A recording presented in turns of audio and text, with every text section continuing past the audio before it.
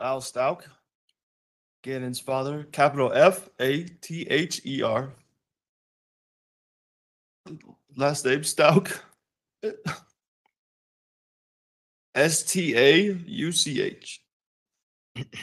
I'm going to start with something from my wife, not to go out of order, but let's start with something from my wife, not to go out of order, but this is my wife, Melissa, and these are her words.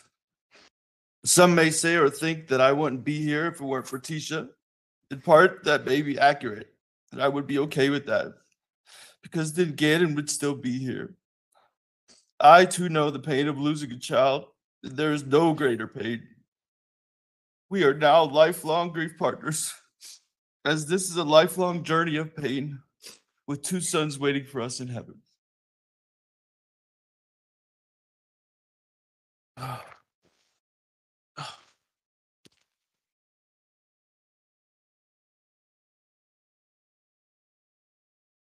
I have some words from my daughter Elena. I will address in the middle of my speech, but they're written in yellow, so I don't know if I can leave it to a child. Out of the night that covers me, black as the pit from pole to pole, I thank whatever God may be for my unconquerable soul. In the fell clutch of circumstance, I have not winced nor cried aloud. Under the bludgeonings of chance, my head is bloody, but unbowed. Beyond this place of the wrath and tears looms but the horror of the shade, and yet the menace of the years shall find me unafraid. It matters not how straight the gate, how charged with punishment the scroll. I am the master of my fate. I am the captain of my soul. The poem I read is named Invictus, translated from the Latin means unconquerable. I quoted this same poem at Gannon's Memorial here in Colorado Springs back in August of 2020. Why August of 2020? When his body was ripped to shreds on January 27th? Well, as we heard testimony to, his body was found 1,370 miles away. And then the process to identify his maggot-infested remains withheld him from us until July 2020. As I stated in my testimony on the stand, Gannon was born severely premature and barely filled my two hands the first time I held him. At the end of his life, after his body was cremated into a pile of ashes, he was ultimately no bigger than the first time I held him. As brutal as the wait became, I'm thankful to God and the bridge workers for finding him and returning his precious body to Landon and I quote the poem Invictus again, not to boast of my strength and perseverance, Your Honor, but to say to the world, I alone can control my actions and reactions. Your Honor, I refuse to allow anger to poison my soul and orient my life to a pursuit of vengeance. I refuse to allow pain to carry me through each day and promote the pursuit of medicinal retribution toward the offender. I refuse also to let my mind be clouded by inconsistency and emotions that deter me from the purpose in this life. Your Honor, the price I pay each and every day for this resolve is to only get pieces and parts of my son. Inconsistently through time. But the pain is too heavy, and the anger too overwhelming, and the desire for vengeance too vexing. Instead, each and every day I pursue peace. I seek joy in my life and let the love I have for my wife and family flow in and out of me like a mighty wave. As I told Tisha regularly at the end of our relationship, my joy is mine alone, and she cannot rob me of that. I will learn to experience G more and more as time goes on, but as I did my best to instill into his precious soul, love, joy, service, and kindness are the pathway to take in life. This picture shows that in the 4th grade, he already had a mind for service.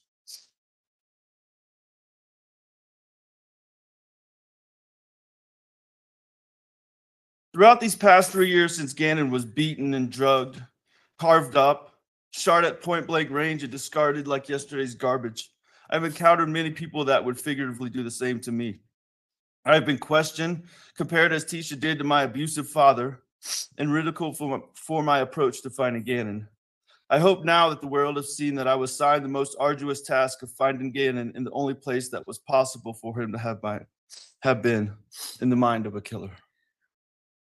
Were my efforts fruitful? I believe so. But from the moment I did not see the Volkswagen Tiguan, or however you say it, at French Elementary on that Tuesday evening, a clear direction for finding Gannon pointed directly and precisely at Tisha. While others online, some who are even in the courtroom today, question my perceived lack of effort or concern, I stood still and stood firm in knowing that only one person had the information needed to find Gannon. Now I say, woe to the person who questions a father's resolve when the safety and well-being of his children are at stake. I did not waver. I did not falter in the pursuit, nor did I allow the mentality of the mob to shake me. But it was only by the grace of God that Gannon's precious body was finally found. In Mark 4:39 of the Bible, in the middle of a storm, Christ arose and rebuked the wind and said, "Peace, be still."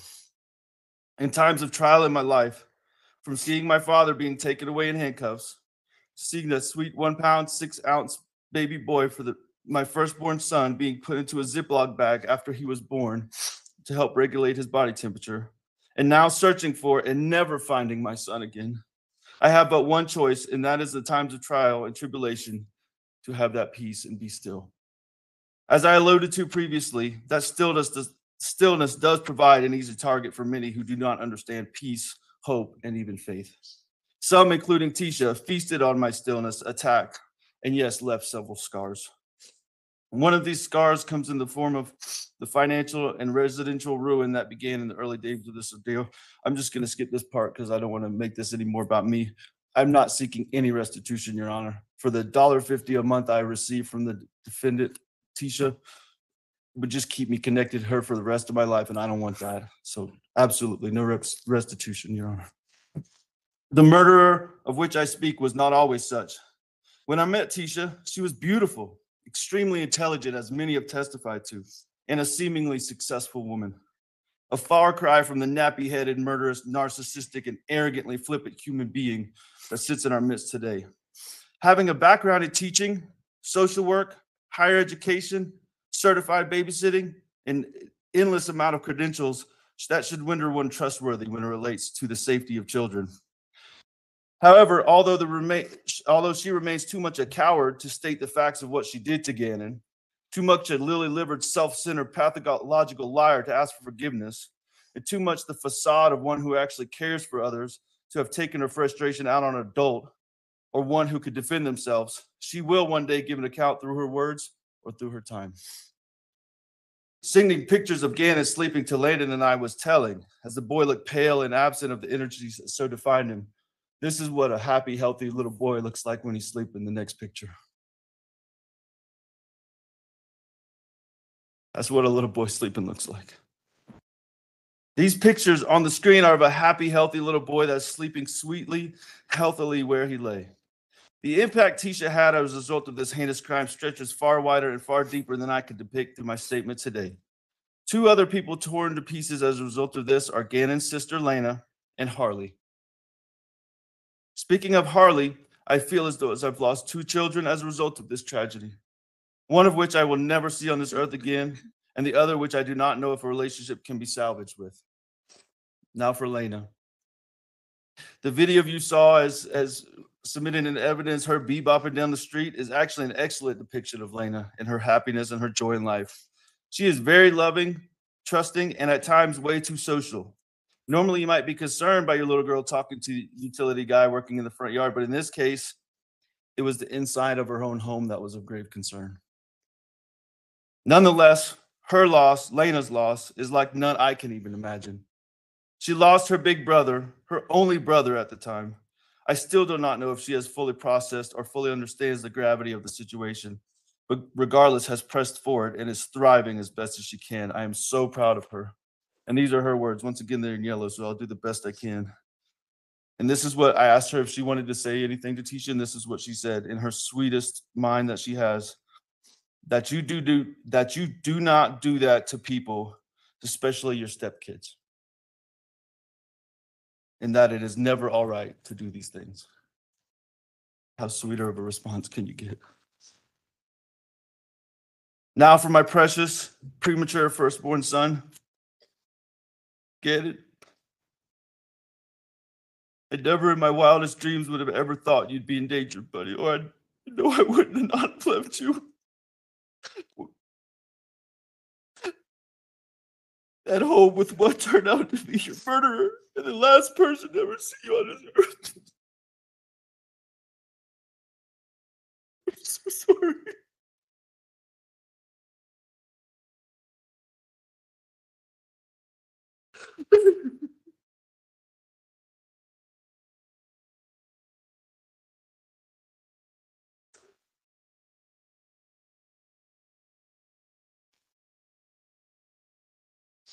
Through a father's eyes, children are truly a gift from God and among the best and most perfect creations God can make. Your Honor, I do need to clear one thing up with the defense. It was said both in the opening statement and in the closing, somehow Gannon has been compared to a demon. And I understand the process. I do. But if they want to take the case up of Gannon being a demon, I will line people up from Alaska to Denver to Colorado Springs, all the way to South Carolina to testify against them. Gannon was nobody's demon.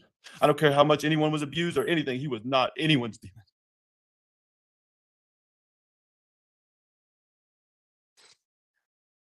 Oh, okay.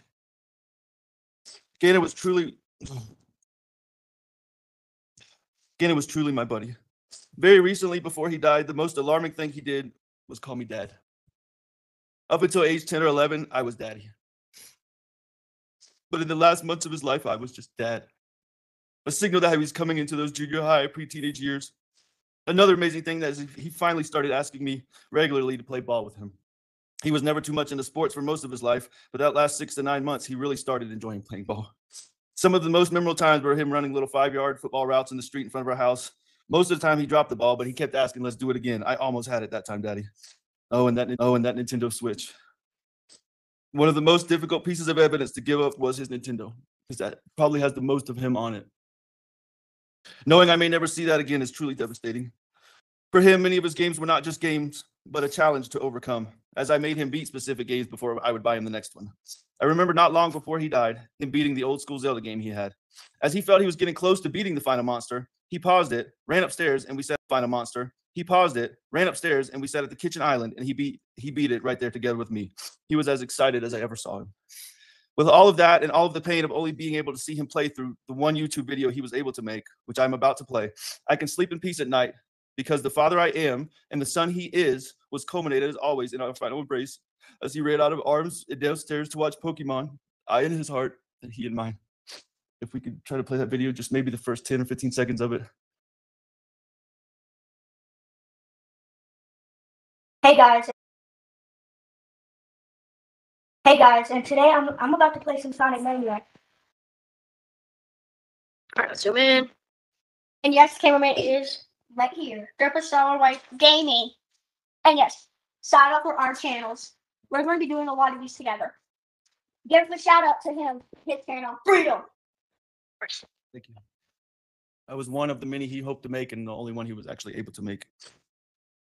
I do want to add something that I don't have in my speech that me and Landon already had a conversation about this, and I owe her an apology as well as she already gave me one, that we allowed Tisha to manipulate us into some of the pain and disagreements that we had between one another. And Landon, I'm sorry. But I will say this. Tisha was not the glue to keep everything together. She was not the answer. And this is not a jab, Landon, okay? But Lena still lives with me. Tisha, you were not the answer. Now, Your Honor, if I have any influence on the final sentence for Tisha, first, I asked to be stripped of my last name immediately. It's nauseating and infuriating to hear her called Miss Stauch this past 3 years. Secondly, I asked that for every mile she drove Gannon across the country, she spend 1 day in solitary confinement. I think that take us in between 3 and 4 years. After that journey is complete, I recommend her sentence be equal to every year she's stripped off of Gannon's life, which for the average male in America right now is 77. So that would give her 66 more years, in addition to the 11 he lived. Lastly, for every year of Harley's life that she abusively manipulated that child, she should have an additional year of prison. That adds 21 years to the total. I think without parole, that should suffice. I pray also that Tisha lives the fullest and happiest life that any inmate possibly can live. I also pray that every night before she falls asleep, her last breath before she drifts off sounds just like the breath that she describes Gannon breathing as life left his body. And that all through her sleep, she dreams of all the fun they had at Disney and other places we went throughout our time together. And that every morning as she is about to wake, the end of her dream, the last words Gannon spoke to her, screamed or cried, "Tisha, stop! You're hurting me. Why, Tisha? Daddy, help me. I want my mommy. Why couldn't you let her just be a mama's boy? That's all he wanted to be. He just loved his mama. I wish she would tell me what those words were so I would know." And then as she speaks those words, the sound of a gunshot goes off and she wakes. Every day and night, I pray she relives just those moments and then wakes up to a nice, warm, and kosher breakfast. In conclusion, I would like to share a picture of Gannon in his final state and final resting place, and thank everyone that has had a positive impact on my family and I. To everyone that has shared the positive impact Gannon has had on your life, from a proud and broken father, from the bottom of my heart, I thank you. I'd like to pause until we can get that last photo up.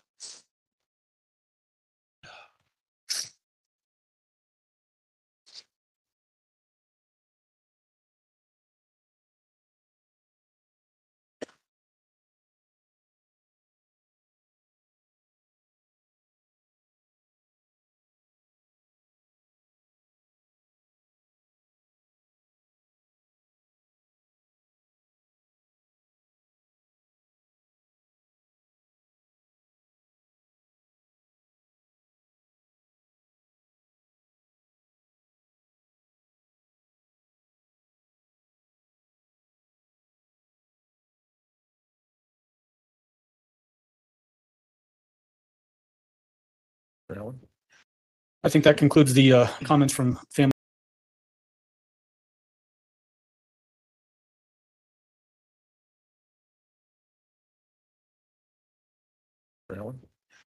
I think that concludes the comments from family and friends, Judge. So I'm not sure if you're ready to hear sentencing comments from me or if you want to do a different process. Let me hear the sentencing comments from you. The last person that I always hear from in the sentencing is the defendant. So. Okay.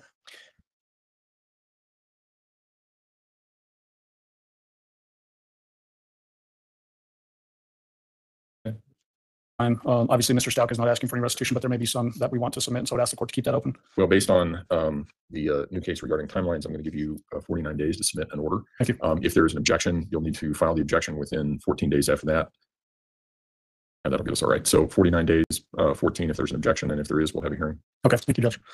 Judge, I'm not going to make a long drawn-out statement. I think the comments from the family and friends of the Stauch family said it better than I ever could about the impact that Gannon had on their lives. The loss of Gannon from his family into this community will never be made right through this process. We all know that. The defendant, through her own actions, tore Gannon's family apart, tore this community apart. And at the same time, I've never seen a community come together the way this community did in the face of such tragedy over an 11-year-old boy who most of us never knew. The defendant manipulated this community, Gannon's family, the investigation. I've been a prosecutor for a long time, Judge. You've seen a lot of cases. I've never seen the kind of horror that this defendant brought down on a community and a family. The torture that Gannon had to suffer in the last moments of his life are unspeakable. No matter what sentence you give us, Judge, and I know what that sentence is going to be for the most part, no matter what the sentence is, we'll never bring Gannon back. But it will go a long ways towards healing this community. I hope healing Landon. I hope healing Al. They're going to live the rest of their lives second guessing every decision they made as it relates to leaving their children in the care of this defendant. They're no fault of their own. Judge, on count one and count two merges into count one. The only sentence available is life in prison without parole. As to count four, tampering with a deceased human body, driving Gannon's body over 1,300 miles away, hiding it from view, hoping it would never be found, ask for the maximum sentence of 12 years, Judge, and that it be running consecutive to the life in prison without parole. Tampering with physical evidence is an F6. It's 1 to 1.5 years. I ask that you give max on that as well and run that consecutive. Judge, we do have that other pending case, 20 CR 3170, hanging out there. In the grand scheme of things, well, I'd love to prosecute this defendant for that charge as well. In the interest of justice, I would like to see this defendant in Department of Corrections custody as soon as possible. And so we are dismissing that count or that charge. Thank you, Judge.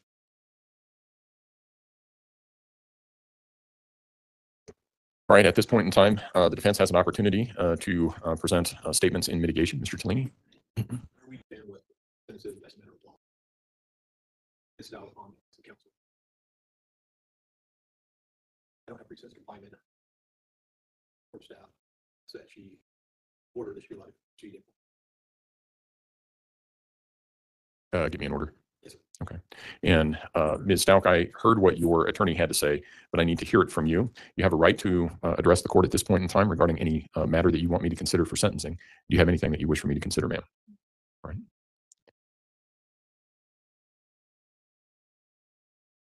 Actually, there is.